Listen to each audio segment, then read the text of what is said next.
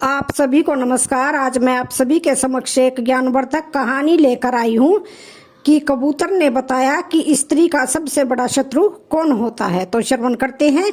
यह उस समय की बात है। एक बार की बात है, एक बहुत बड़ा घना जंगल था जहाँ पर तरह तरह के जंगली जानवर और पक्षी रहते थे। उसी जंगल में एक कबूतर का परिवार भी था।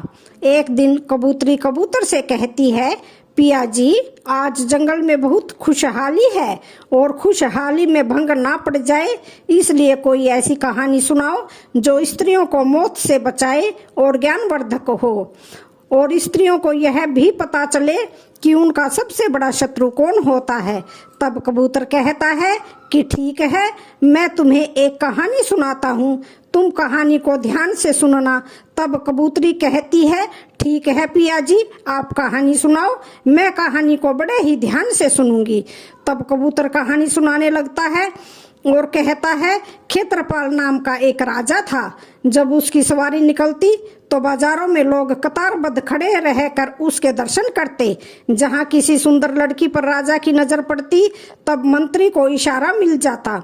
रात्रि को वह सुंदर लड़की महल में होती, फिर भले ही वह किसी की लड़की हो या फिर दुल्हन हो। एक गरीब लड़की जिसके पिता का स्वर्गवास हो गया, उसकी माँ अनाज पीसकर अपना और बेटी का पेट पालती थी।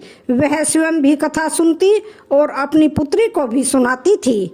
हक और परिश्रम की कमाई और एकादशी का व्रत, इन सब के कारण लड़की का शरीर बहुत ही बड़ा सुगठित था और रूप लावण्य का तो मानो अंबार थी। उसका नाम मोहिनी था। सबके साथ मोहिनी को भी राजा क्षेत्रपाल को देखने गई। मोहिनी का रूप देखकर राजा क्षेत्रपाल ने अपने मंत्री को इशारा किया।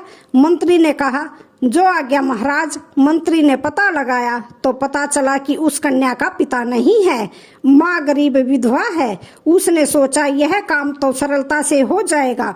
मंत्री ने राजा से कहा, राजन, लड़की को अकेले क्या लाना, उसकी माँ को भी साथ लेकर आना। वह भी महल में एक कमरे में रह लेगी, झाड़ू बुहार करेगी, आटा पीस देगी, उनको केवल खाना देना है। मंत्री ने युक्ति से मोहिनी की माँ को महल में नौकरी दिलवा दी। मोहिनी को ऐसे कपड़े दिए जो वेश्याएं पहन कर तैयार होती हैं। मंत्री ने ऐसे वस्त्र भेजे और कहलवाए। राजा ने कहा है, मोहिनी, यह वस्त्र पहन कर आओ। सुना है कि तुम भजन बहुत अच्छा सुनाती हो, अतः हमारा आकर मनोरंजन करो। यह सुनकर मोहिनी को बहुत बड़ा धक्का लगा। जो बूढ़ी दासी थी और ऐसे कुकर्मों में साथ देती थी, उसने मोहिनी को समझाया कि यह तो राजाधिराज क्षेत्रपाल हैं, महाराज के महल में जाना तेरे लिए सौभाग्य की बात है। इस तरह उसने और भी बातें कहकर मोहिनी को पटाया। मोहिनी कैसे कहती कि मैं भजन गाना नहीं जानती, मैं नहीं जाऊंगी।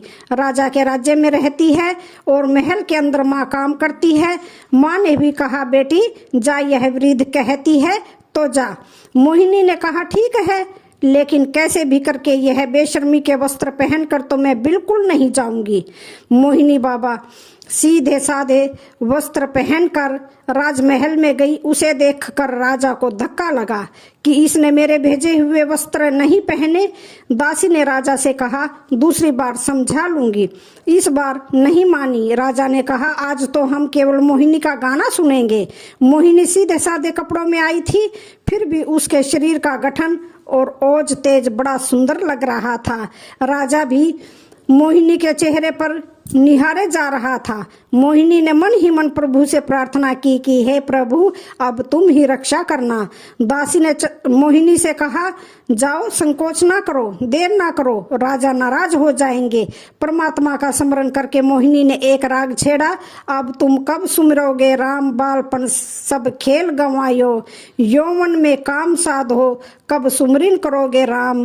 भाव युक्त भजन से मोहिनी का हृदय तो राम रस से सराबोर हो गया, लेकिन राजा के रंग में भंग पड़ गया। वह हाथ मलता ही रह गया। राजा बोला, ठीक है, फिर देखता हूँ। मोहिनी ने विदा ली। राजा ने मंत्रियों से सलाह ली और एक उपाय खोज लिया कि अब होली आ रही है, होली पर इसको बुलाकर अपने सौंदर्य का पान करेंगे। राजा ने होली पर मोहिनी को फिर से वस्त्र भिजवाए और दासी से कहा कि कैसे भी करके मोहिनी को यही वस्त्र पहना कर लाना है। दासी ने पूरा जोर लगाया। माँ ने भी कहा, बेटी भगवान तेरी रक्षा करेंगे, मुझे विश्वास है कि तू नीच कर्म करने वाली लड़कियों जैसा नहीं करेगी, तो भगवान की गुरु की स्मृति रखना, भगवान तेरा कल्याण अवश्य करेंगे।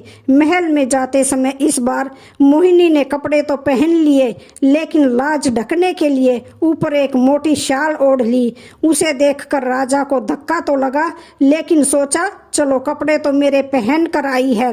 राजा ऐसी वैसी युवतियों से होली खेलते खेलते मोहिनी की ओर आया और उसकी शॉल खींच ली। हे राम, बोलती हुई मोहिनी वहां से भागी। भागते भागते माँ की गोद में आ गई। माँ, मेरी इज्जत खतरे में है। जो प्रजा का पालक है वही मेरे धर्म को नष्ट करना चाहता है। माँ बोली, बेटी आग लगे इस नौकरी को। इधर माँ और बेटी शोक मना रहे थे, उधर राजा बौखला गया कि मेरा अपमान मैं देखता हूँ अब वह कैसे जीवित रहती है। उसने अपने खूंखार आदमी कालू को बुलवाया और कहा, कालू तुझे मोहिनी को खत्म करना है। आज तक तुझे जिस व्यक्ति को खत्म करने को कहा है तू करके आया है। यह तो तेरे आगे मच्छर है। तू मेरा खास आदमी है, मैं तेरा मुंह मोतियों से भर दूंगा। कैसे भी करके मोहिनी को उसके राम के पास पहुंचा दे। कालू ने सोचा, मोहिनी रोज प्रातः अंधेरे में साबरमती नदी में स्नान करने जाती है। नदी में गला दबोचा और काम खत्म। जब साबरमती कर देंगे। कालू के तो बाएं हाथ का खेल था, लेकिन मोहिनी का इष्ट भी मजबूत था। जब व्यक्ति का इष्ट मजबूत होता है तो उसका अनिष्ट नहीं हो सकता। कालू सोचता है, प्रभात के अंधेरे में साबरमती के किनारे जरा सा गला दबोचना है, बस छुरा मारने की जरूरत ही नहीं है। अगर चिल्लाई और जरूरत पड़ी तो गले में जरा सा छुरा भोंक कर जय साबरमती करके रवाना कर दूंगा। कालू ने उसके आने जाने के समय की जानकारी ली। वह एक पेड़ की ओट में छुप कर खड़ा हो गया। जैसे ही मोहिनी आई और कालू ने झपटना चाहा, त्यों ही उसको एक की जगह 2 चंद्रकांता दिखाई दी। यह क्या? 2 कैसे? 3 दिन से सारा सर्वेक्षण किया, आज 2 एक साथ। खैर देखता हूँ क्या बात है। अभी तो दोनों को नहाने देता हूँ। नहाकर वापस जाते समय उसे एक ही दिखी। तब कालू सोचता है, वह मेरा भ्रम था। वह ऐसा सोचकर जहाँ शिवलिंग था उसी के पास वाले पेड़ पर चढ़ गया कि वह यहाँ आएंगी शिवलिंग को पानी चढ़ाने, तब उस पर कूदकर उसका काम तमाम कर दूंगा। उस पेड़ से लगा हुआ बेलपत्र का एक पेड़ था। मोहिनी साबरमती में नहाकर शिवलिंग पर जल चढ़ाने आई। हलचल से 2-4 बेलपत्र गिर पड़े। मोहिनी बोली, हे प्रभु, सुबह सुबह यह बेलपत्र जिस निमित्त से गिरे हैं, आज के स्नान और दर्शन का फल मैं उसके कल्याण के निमित्त अर्पण करती हूँ। मुझे आपका सुमरन करके संसार की चीज नहीं चाहिए, मुझे तो केवल आपकी भक्ति ही चाहिए। कालू छलांग मारकर उतरा तो सही, लेकिन गला दबोचने के लिए नहीं। कालू ने कहा, लड़की, राजा ने तेरी हत्या करने का काम मुझे सौंपा था।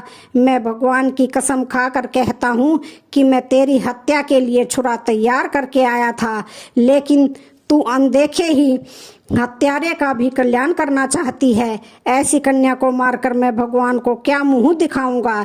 इसलिए आज से तू मेरी बहन है, तू मेरी बात मान और यहाँ से भाग जा। इससे तेरी भी रक्षा होगी और मेरी भी।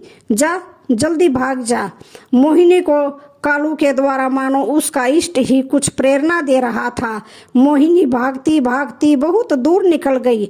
जब कालू को लगा कि अब यह नहीं लौटेगी, तब वह नाटक करता हुआ राजा के पास पहुंचा और बोला, महाराज काम हो गया। वह तो मच्छर थी, जरा सा गला दबाते ही काम हो गया। राजा ने कालू को ढेर सारी अशर्फियां दे दी। कालू उन्हें लेकर मोहिनी की माँ के पास गया और उसको सारी घटना बताते हुए कहा, मैंने तेरी बेटी को अपनी बहन माना है। मैं क्रूर कामी पापी था, लेकिन उसने मेरा दिल बदल दिया। अब तू नाटक कर कि हाय मेरी बेटी मर गई, इससे तू भी बचेगी, तेरी बेटी भी बचेगी और मैं भी बचूंगा।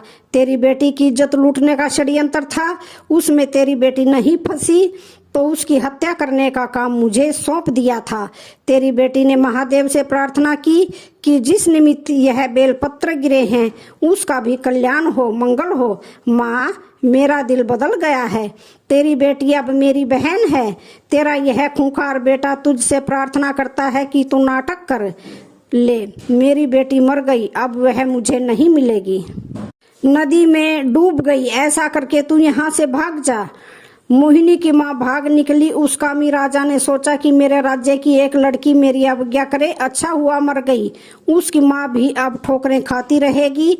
उधर मोहिनी को भागते भागते रास्ते में माँ काली का एक छोटा सा मंदिर मिला।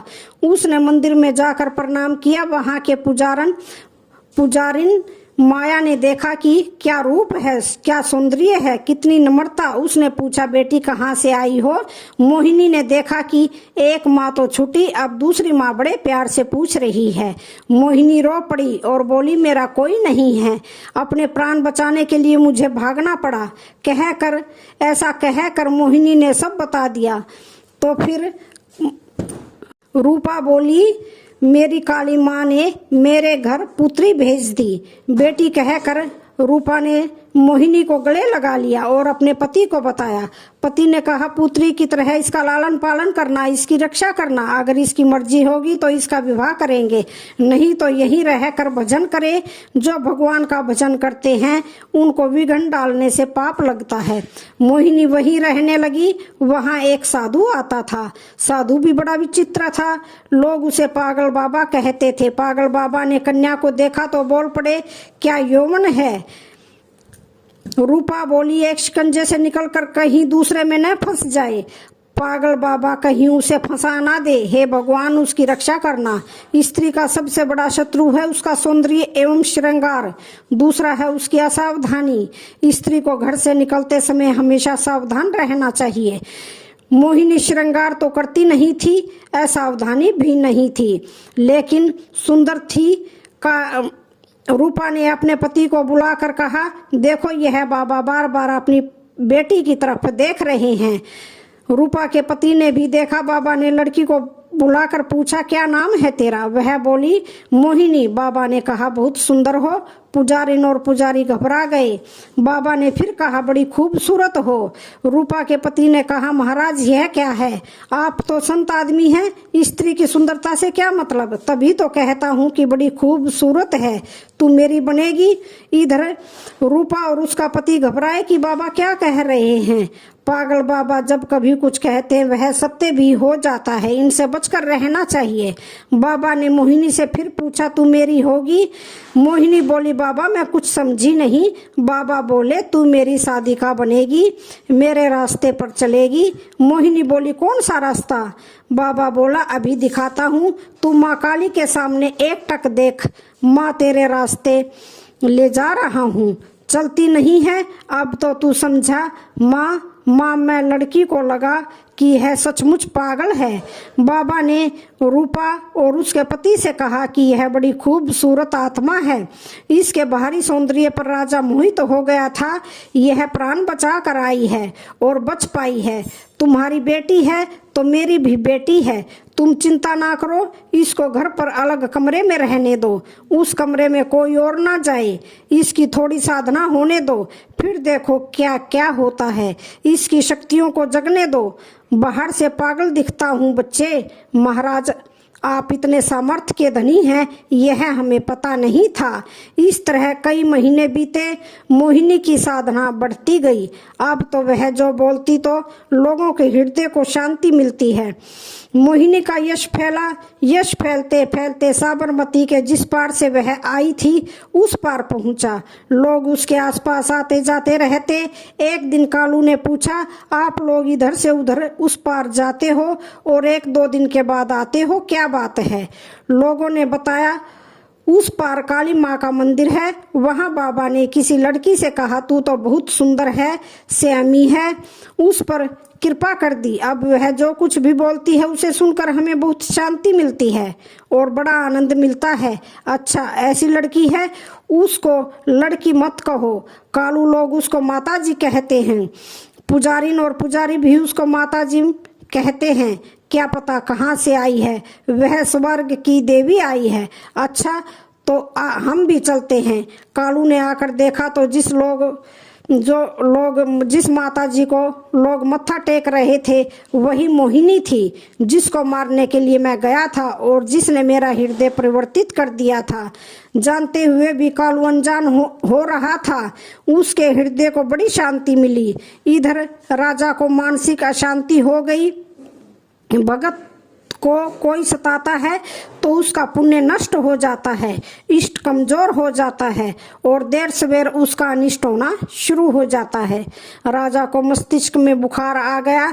अब उसके दिमाग में मोहिनी की वही पंक्तियां घूमने लगी। कब सुमरोगे राम, उन पंक्ति को गाते गाते वह रो पड़ा। हकीम वैद्य सब ने हाथ धो डाले और कहा, राजन अब हमारे बस की बात नहीं है। कालू ने सोचा, यह चोट जहां से लगी है वहीं से ठीक हो सकती है।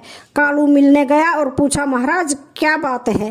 राजा कहने लगा, कालू वह स्वर्ग की परी कितना सुंदर गाती थी, मैंने उसकी हत्या करवा दी। मैं अब किसको बताऊं? अब मैं ठीक नहीं हो सकता हूँ। कालू ने कहा, महाराज अगर आप ठीक हो जाए तो राजा ने कहा, अब नहीं हो सकता, मैंने उसकी हत्या करवा दी है। कालू, उसने कितनी सुंदर बात कही थी, झूठी काया झूठी माया, आखिर मौत निशान, कहत कबीर सुनो भाई साधो, जीव 2 दिन का मेहमान, कब सुमरोगे राम। और मैंने उसकी हत्या करवा दी। मेरा दिल जल रहा है। कर्म करते करते यदि यह विचार किया होता तो ऐसा नहीं होता। मैंने कितने पाप किए हैं। कालू का हृदय पसीजा कि इस राजा को अगर उस देवी की कृपा मिल जाए तो यह ठीक हो सकता है। वैसे यह राज्य तो अच्छा चलाना जानता है, दबंग है। पाप कर्म के कारण उसको जो दोष लगा है अगर वह धुल जाए तो अच्छा ही होगा। कालू बोला, महाराज अगर वह लड़की कहीं मिल जाए तो? राजा बोला, कैसे मिलेगी? कालू बोला, जीवन दान मिले तो मैं बताऊं। अब वह लड़की ही नहीं रही। पता नहीं साबरमती माता ने उसको कैसे गोद में ले लिया और वह जोगन बन गई है। लोग उनके कदमों में अपना सिर झुकाते हैं। राजा ने कहा, क्या बोलता है, जोगन बन गई है, वह मरी नहीं है? कालू बोला, नहीं महाराज। राजा ने कहा, तूने तो कहा था मर गई। कालू बोला, मैंने तो गला दबाया और समझा मर गई होगी, लेकिन आगे निकल गई, कहीं चली गई और किसी साधु बाबा की मेहरबानी हो गई और मेरे को लगता है कि वही मोहिनी है। राजा ने कहा, कालू मुझे ले चल, मैं उसके कदमों में अपने दुर्भाग्य को सौभाग्य में बदलना चाहता हूँ। राजा पहुंचा और उसने पश्चाताप के आंसुओं से मोहिनी के चरण धो दिए। मोहिनी ने कहा, भैया इंसान गलतियों का घर है, भगवान तुम्हारा मंगल करे। राजा बोला, देवी मेरा मंगल भगवान कैसे करेंगे?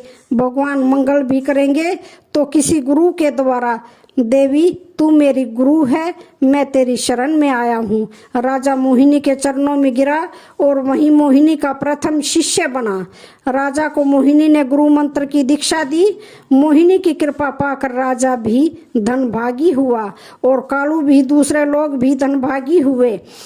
अगर उस लड़की में धर्म के संस्कार नहीं होते तो नाच गान करके राजा का थोड़ा प्यार पाकर स्वयं भी नरक में मरती वो और राजा भी मरता। लेकिन उस कन्या ने संयम रखा तो आज उसका शरीर तो नहीं है, लेकिन मोहिनी का सुयश यह प्रेरणा जरूर देता है कि आज की कन्याएं भी अपने ओज, तेज और स्वयं की रक्षा करके अपने ईश्वरीय प्रभाव को जगाकर महान आत्मा हो सकती हैं।